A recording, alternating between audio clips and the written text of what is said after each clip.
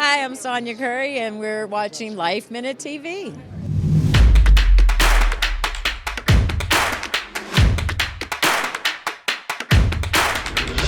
I lived the story while I was at Davidson, and everything that I learned and experiences that I had and the people that I got to live life with there. And to be able to kind of have a full circle and an inspiring story of not just basketball, not just sports, but of what it means to feel seen and then have a platform to share who you are. I mean, it's unbelievable, very surreal.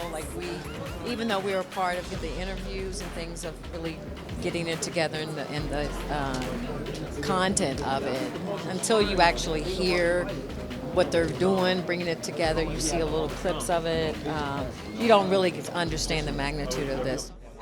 From the first time I met him, I thought there was going to be greatness in him. Never did I realize it would reach this capacity. The consummate teammate. He never allowed the spotlight to be on him, so he passed the spotlight around. That's a remarkable gift to have as a player.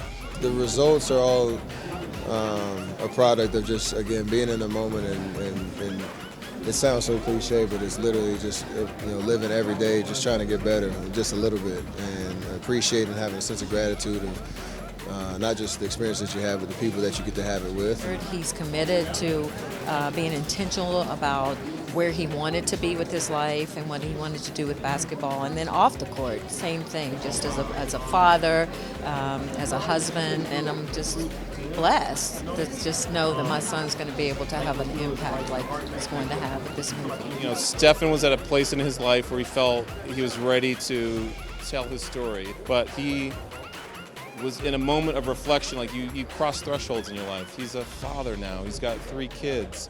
He never graduated from college, and it was something that he promised his mom, and so he wanted to try to achieve that goal. Keep working hard, embrace the talent and the God-given gifts you've been given. Everybody has that. You just have to figure out what it is and pour everything you have into it.